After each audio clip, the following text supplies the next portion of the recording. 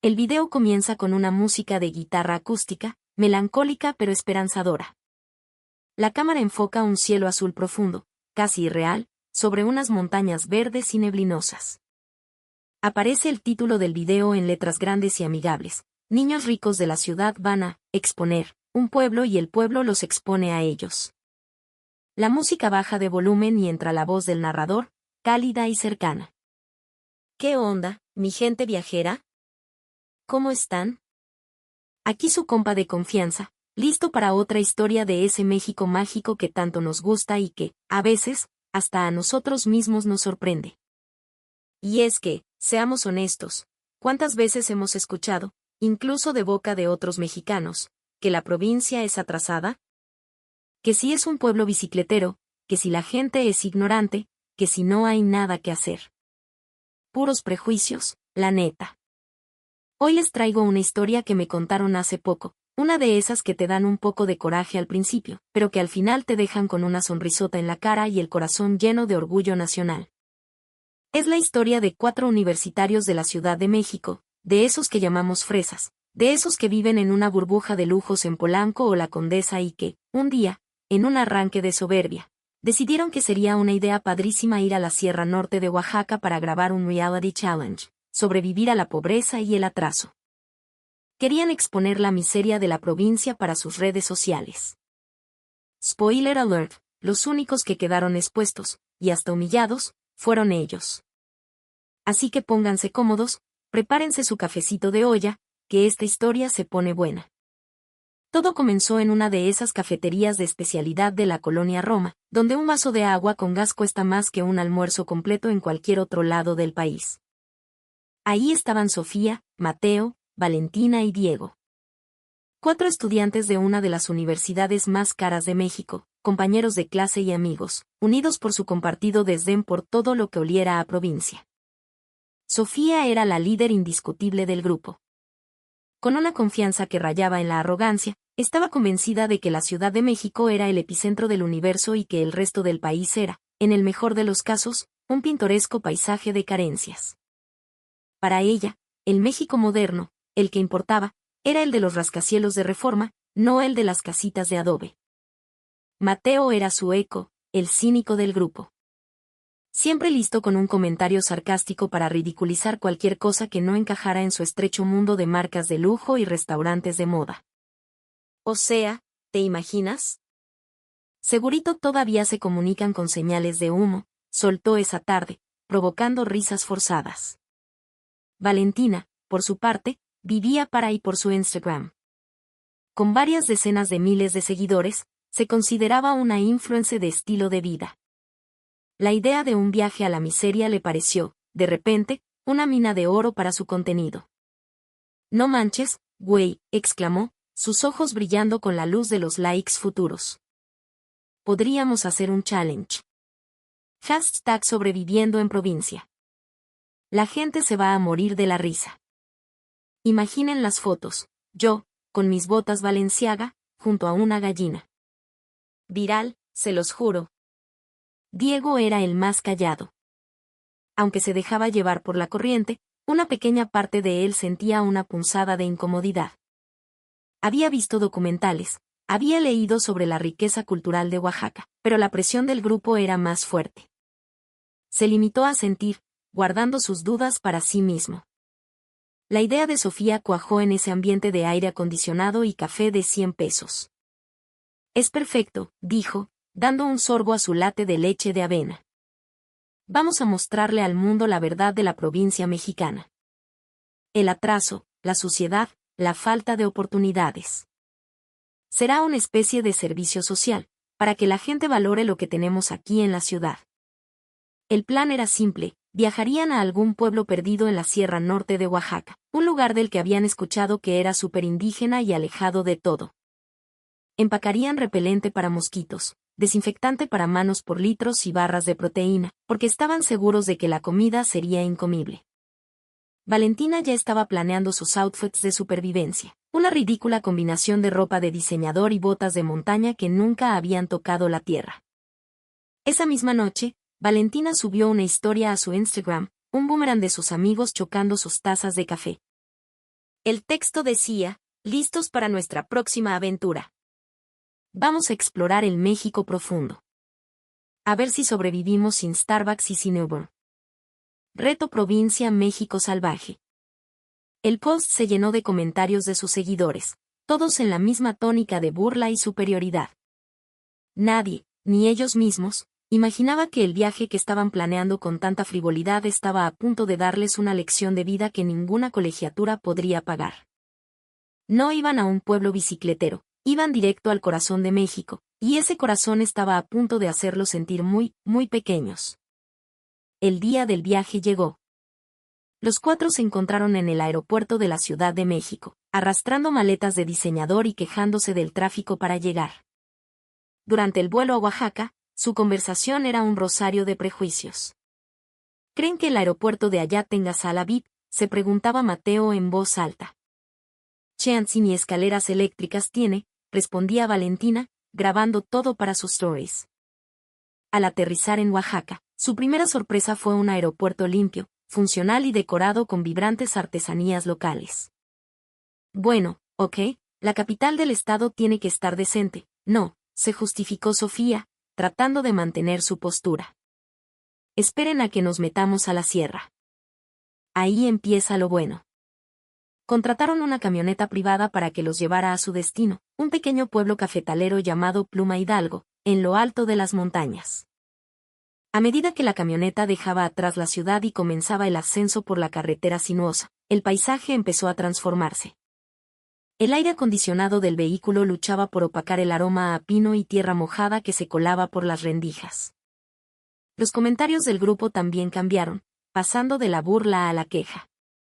No manches, no hay señal, exclamó Valentina, agitando su teléfono en el aire como si eso fuera a invocar una antena.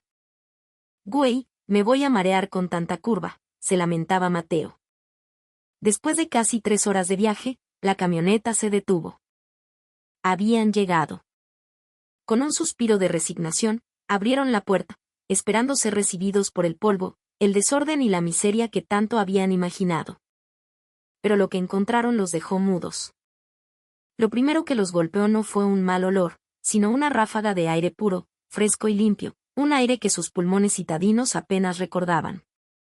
El pueblo no era un cúmulo de chozas de lámina. Ante ellos se desplegaba una postal de ensueño, casitas de adobe y teja pintadas de colores vibrantes, amarillo, azul, rojo, cada una adornada con macetas rebosantes de geranios y bugambilias. Las calles no eran de tierra, sino de un impecable empedrado que brillaba bajo el sol. Y lo más impactante, no había ni un solo papel, ni una botella, ni una colilla de cigarro en el suelo. Estaba inmaculadamente limpio. ¿Qué es esto? ¿Un set de película o qué?, susurró Mateo, incrédulo. Sofía fruncía el ceño, confundida. Esto no encajaba en su guión. Valentina, por puro instinto, sacó su teléfono, pero en lugar de buscar un ángulo que mostrara pobreza, se encontró apuntando hacia arriba. El cielo. Era de un azul tan profundo, tan intenso y sin una pizca de la nata gris de contaminación que cubría la Ciudad de México, que parecía artificial. Tomó una foto, sin pensarlo.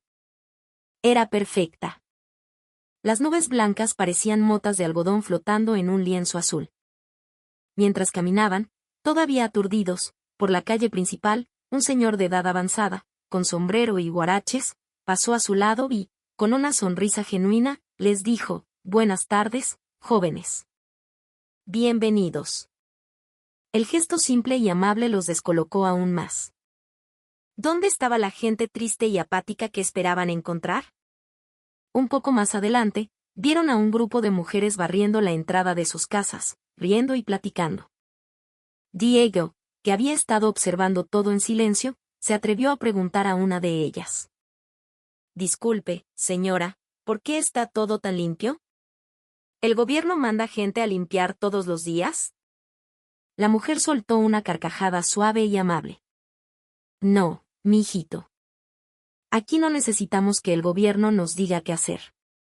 Tenemos nuestros usos y costumbres. Cuidar el pueblo es tarea de todos. Hacemos tequio, trabajo comunitario. Cada familia coopera. Es nuestra casa, pues, y nos gusta tenerla bonita. La palabra tequio resonó en sus cabezas. Una idea tan simple y a la vez tan profundamente ajena a su mundo individualista. No era una ley, no era una obligación impuesta, era un acuerdo, un pacto de orgullo comunitario. En ese momento, Valentina miró la foto del cielo azul en su teléfono. La subió a su Instagram, pero en lugar del hashtag sobreviviendo en provincia, escribió un texto corto y vacilante: el cielo de Oaxaca es diferente. En cuestión de minutos, los comentarios empezaron a llegar. ¿Dónde es eso?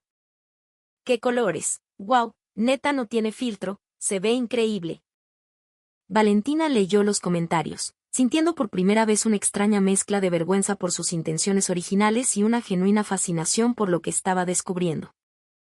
El primer golpe a su castillo de prejuicios había sido certero, y apenas llevaban 10 minutos en el pueblo.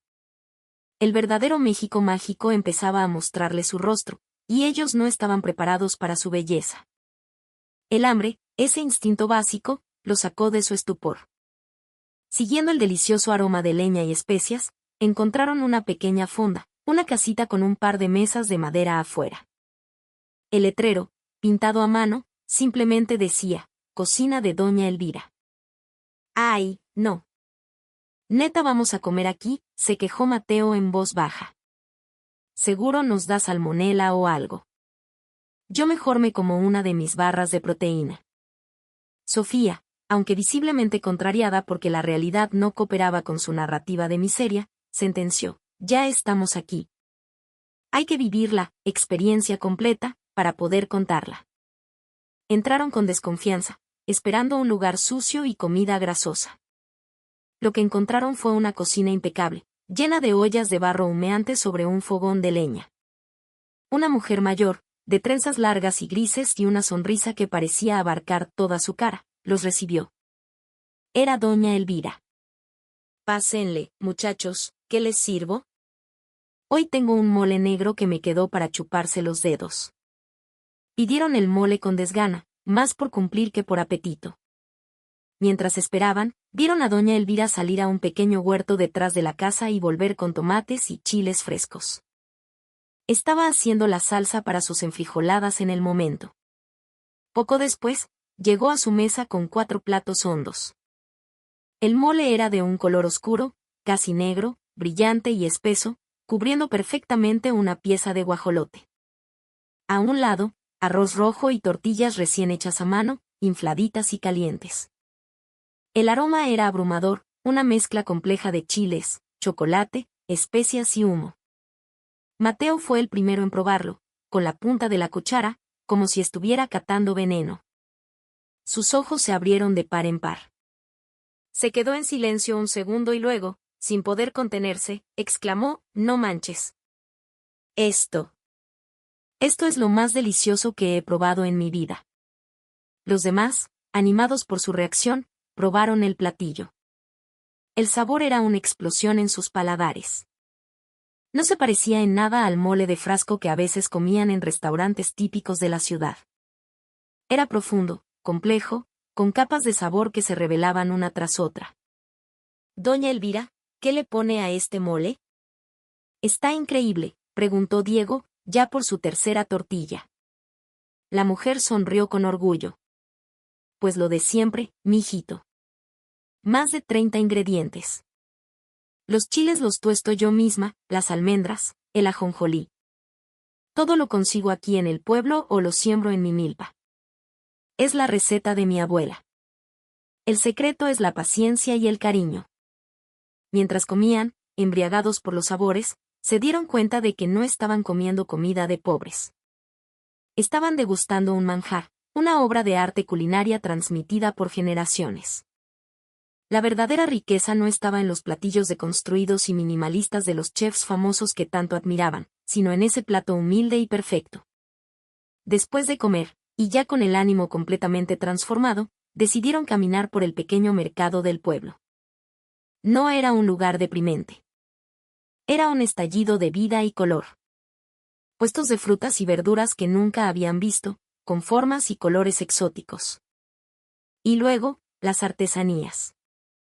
Vieron a un hombre mayor, don Isaías, sentado en un banquito de madera, tallando con una destreza hipnótica un trozo de madera de copal. Poco a poco, de sus manos expertas estaban haciendo la figura de un jaguar con alas de águila, un alebrije. Valentina, fascinada, le pidió permiso para grabar.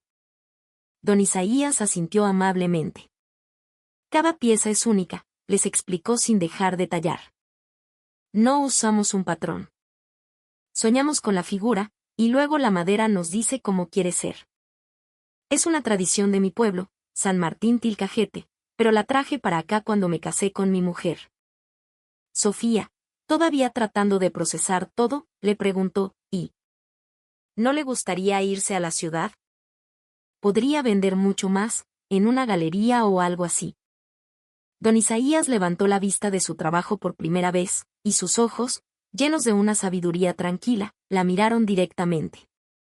Señorita, dijo con voz pausada, ¿y para qué querría yo irme de aquí? Aquí tengo mi casa, mi familia, este aire que respiro. Mi trabajo viaja por todo el mundo, sí, mis piezas se venden en Nueva York y en Japón. Pero mis raíces, mi corazón, están aquí. Yo no estoy atrapado en mi pueblo. Yo elegí mi pueblo. Esa frase yo elegí mi pueblo fue como un segundo golpe, aún más fuerte que el primero. La idea de que la gente no estaba aquí por falta de opciones, sino por una elección consciente, por un amor profundo a su tierra y su cultura, simplemente no cabía en sus esquemas. Empezaron a entender que la riqueza que habían venido a buscar con sus cámaras para burlarse de su ausencia, sí existía. Solo que no se medía en pesos, ni en edificios, ni en autos de lujo. Era una riqueza diferente, una mucho más profunda, y ellos, con todo su dinero, se sintieron, por primera vez en sus vidas, verdaderamente pobres. El cambio en la perspectiva de los cuatro ya era palpable. Valentina, la influencer, había guardado su teléfono. En lugar de buscar el ángulo perfecto para una historia de Instagram, ahora observaba, escuchaba, absorbía. La idea de exponer la miseria le parecía ahora tan ridícula y vergonzosa que le quemaba por dentro. Sus seguidores, acostumbrados a sus posts sobre branches y moda, estaban reaccionando con una curiosidad genuina a la foto del cielo oaxaqueño. ¿Y qué más hay por allá? Queremos ver más de ese lugar. Por primera vez, Valentina sintió el impulso de mostrar algo real, algo con alma.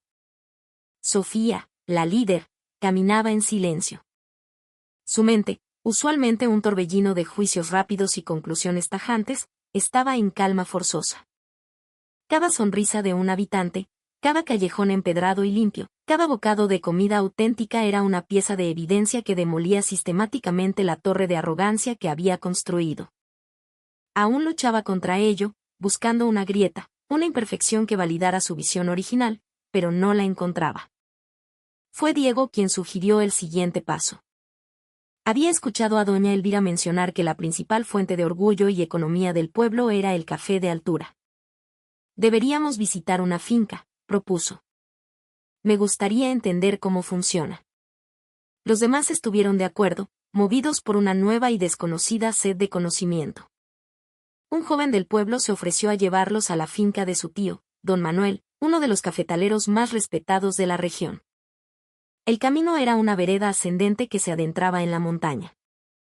El aire se volvía más fresco, perfumado por el olor de las flores de café. A su alrededor, la vegetación era exuberante. No eran monocultivos interminables, sino un sistema agroforestal donde los cafetos crecían a la sombra de árboles más grandes, en armonía con el ecosistema. Llegaron a un claro donde un hombre de unos 70 años, de piel curtida por el sol y manos fuertes y callosas, supervisaba a un grupo de trabajadores que recolectaban las cerezas de café, seleccionando solo las de un rojo profundo y perfecto. Era don Manuel. Los recibió con una calidez paternal, ofreciéndoles un vaso de agua fresca de un pozo cercano. Así que vienen de la capital a ver cómo trabajamos por acá, dijo con una sonrisa. Bienvenidos sean. Sofía, intentando recuperar algo de su antigua seguridad, le preguntó de forma un tanto directa, señor, Y. ¿Cómo le hacen para competir? La agricultura ahora es muy tecnológica, ¿no? Drones, sensores. Don Manuel soltó una risa sonora y profunda. Mire, señorita. Yo no tengo drones. Mis sensores son estos, dijo, señalando sus ojos. Y mis manos. Llevo 60 años caminando entre estas plantas. Conozco cada una. Sé cuando tienen sed, cuando necesitan sombra, cuando el fruto está en su punto exacto solo con tocarlo. Esa tecnología no se compra, se hereda. Me la enseñó mi padre, y a él, su abuelo. Justo en ese momento, un joven de unos 30 años se acercó. Vestía ropa de trabajo, pero tenía una mirada y una forma de hablar que delataban una educación formal. Papá, ya llegaron los resultados del laboratorio para el nuevo lote de Geisa. Don Manuel lo presentó. Él es mi hijo, Miguel. Regresó al pueblo hace 5 años. Miguel le sonrió. Mucho gusto. Mi papá es el maestro, el que tiene la sabiduría de la tierra. Yo solo ayudo un poco con la parte moderna. La curiosidad de los chicos se encendió. ¿Moderna? ¿A qué te refieres?, preguntó Mateo. Miguel los guió hacia el área de procesamiento del café. Les mostró tanques de fermentación de acero inoxidable, medidores de pH y humedad, y una pequeña estación de catación con equipo profesional. Yo estudié agronomía en la universidad, explicó. Y luego hice una especialidad en procesamiento de café en el extranjero. Vi el potencial que tenía el café de mi padre. Él produce un grano de calidad excepcional, pero se vendía a coyotes, a un precio muy bajo. Lo que yo hice fue aplicar técnicas de fermentación controlada y secado para resaltar los perfiles únicos de nuestro café. Creamos nuestra propia marca. Sacó una bolsa de café con un empaque elegante y minimalista. Se la pasó a Valentina. Ahora exportamos directamente. El 80% de nuestra producción se va a tostadores de especialidad en Alemania, Corea del Sur y Australia. Nos pagan hasta 10 veces más de lo que nos pagaban antes. Los 4 se quedaron boquiabiertos. Estaban frente a un negocio familiar, en medio de la sierra oaxaqueña, que operaba a un nivel de sofisticación global que muchas empresas en la Ciudad de México solo podían soñar. Fue Sofía quien hizo la pregunta que resumía toda su incredulidad. Pero, ¿por qué regresaste? Con tu educación, podrías tener un gran trabajo en una corporación, en cualquier ciudad del mundo. Miguel se detuvo y miró el paisaje montañoso que los rodeaba. Su expresión se volvió seria, pero serena. Porque la riqueza no es lo que ustedes creen, dijo, su voz tranquila pero firme. Yo tuve un trabajo así en la ciudad.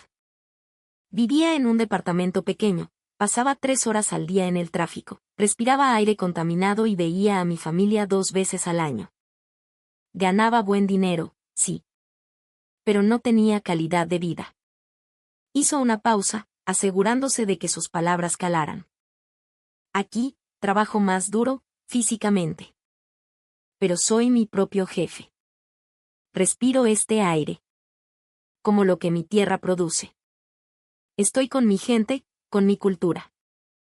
Y mi trabajo no solo me da para vivir bien, mucho mejor que antes, sino que me llena de un orgullo que ningún sueldo de oficina podría darme. Entiendan, nosotros no estamos atrapados aquí. Nosotros elegimos estar aquí. Esta no es la periferia de su mundo. Este es el centro del nuestro. Ese fue el golpe de gracia. El último pilar de sus prejuicios se vino abajo, hecho polvo. La imagen del campesino ignorante y pobre fue reemplazada por la de un empresario global, un guardián de la tradición y un innovador. La palabra pobreza de repente les pareció absurda. Se dieron cuenta de que ellos, los de la ciudad, los ricos, eran los que vivían atrapados en una carrera sin sentido por un tipo de riqueza que, comparada con la que tenían frente a ellos, parecía vacía y artificial. El silencio en el camino de regreso al pueblo no fue incómodo. Fue un silencio de reflexión profunda, de asimilación. El viaje que había comenzado como una broma cruel se había convertido en una peregrinación inesperada hacia el corazón de su propio país, un corazón que apenas sabían que existía. El viaje de regreso a la Ciudad de México fue radicalmente distinto al de ida. El silencio dentro de la camioneta no era de aburrimiento o queja, sino de introspección.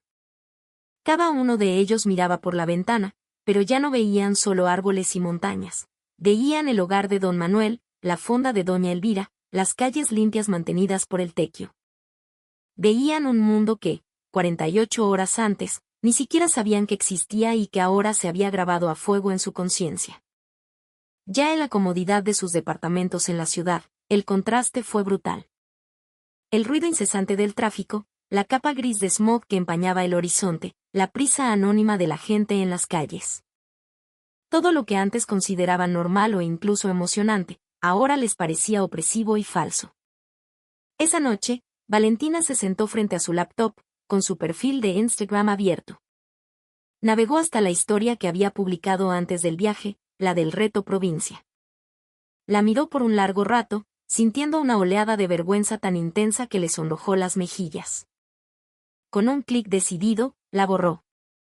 Luego borró los comentarios burlones de sus amigos, borró toda evidencia de la persona ignorante que había sido apenas 2 días atrás. Respiró hondo y comenzó a escribir un nuevo post. Eligió la foto que había tomado al llegar al pueblo, la del cielo increíblemente azul sobre las casas de colores. El texto que la acompañó no fue corto ni ingenioso. Fue largo, honesto y salió directamente de su corazón recién despertado. Durante años, pensé que conocía México, comenzó. Pensé que el progreso eran los rascacielos y que la provincia era un lugar olvidado y atrasado. Este fin de semana, en la sierra de Oaxaca, descubrí lo equivocada que estaba. Fui con la arrogante idea de exponer la pobreza, y lo que encontré fue una riqueza que me dejó sin palabras. Una riqueza cultural, una riqueza en su comida, una riqueza en la comunidad y, sobre todo, una riqueza en la calidad de vida de su gente. Conocí a personas que no están atrapadas en el campo, sino que eligen vivir allí con un orgullo y una sabiduría que ya quisiéramos en la ciudad. Descubrí que la verdadera riqueza no es tener un Starbucks en cada esquina, sino poder respirar aire puro. Que el lujo no es un bolso de diseñador, sino un plato de mole hecho con la receta de una abuela y con ingredientes de la tierra. Este no es el México, salvaje o atrasado. Este es el México mágico. Y me da vergüenza no haberlo visto antes. Perdón. El post explotó. En cuestión de horas, tenía miles de likes y cientos de comentarios. Pero esta vez, los comentarios eran diferentes. Gracias por tu honestidad, qué increíble. Necesitamos más gente que muestre este lado de México, yo soy de Oaxaca y me hiciste llorar de orgullo. Valentina, por primera vez, sintió que su plataforma servía para algo más que vanidad. El cambio no fue solo en ella. Mateo, el cínico, le mandó un mensaje a todo el grupo, oigan. Neta, qué idiotas fuimos. Tenemos que volver, pero bien. A aprender. Diego, por su parte, se inscribió en un curso sobre culturas indígenas de México en su universidad. Quería entender, quería saber más. Y Sofía, la líder, la más arrogante de todos, experimentó la transformación más profunda. Al día siguiente, en una clase de desarrollo económico, el profesor hablaba sobre los modelos de crecimiento en países emergentes, usando a China como ejemplo de urbanización masiva. Sofía levantó la mano. Con una voz firme que sorprendió a todos, dijo, profesor, con todo respeto, creo que estamos midiendo el desarrollo con las varas equivocadas. Este fin de semana estuve en una comunidad rural en Oaxaca. Y vi un modelo de desarrollo sostenible en acción que no depende de megaconstrucciones, sino de la preservación cultural, la agricultura orgánica de exportación y un fuerte sentido de comunidad. Vi a jóvenes con educación universitaria regresando por elección, no por falta de opciones. Quizás, en lugar de mirar siempre hacia afuera, deberíamos empezar a aprender de la riqueza que ya tenemos aquí, en nuestro propio país. El salón se quedó en un silencio sepulcral, seguido por un murmullo de asombro. El profesor la miró, sorprendido y luego, sonrió. Esa, señorita, dijo, es la observación más inteligente que he escuchado en todo el semestre. La música del inicio del video regresa suavemente. La imagen vuelve al narrador, sonriendo a la cámara desde un mirador con un paisaje similar al de Oaxaca. Y así, mis amigos viajeros, fue como 4 jóvenes que fueron a la sierra a buscar miseria, encontraron una riqueza que les cambió la vida. Su viaje, que debía ser una burla, se convirtió en una lección de humildad. Dejaron de ser fresas para empezar a ser, simplemente, un poco más mexicanos. Esta historia nos recuerda algo que a veces olvidamos, que nuestro país es un universo de mundos. Que la verdadera riqueza no siempre brilla ni hace ruido. A veces, susurra en el viento entre los cafetales, sabe a mole de olla y se siente en la calidez de un bienvenidos dicho por un extraño. Así que la próxima vez que piensen en la provincia, no piensen en carencias. Piensen en resiliencia, en cultura, en orgullo. Y mejor aún, no lo piensen. Vayan. Vayan con los ojos y el corazón abiertos. Les aseguro que el México mágico los está esperando para darles una lección que no olvidarán jamás. Yo, por lo pronto, me despido. Pero nos vemos muy pronto en la próxima aventura. ¡Vámonos!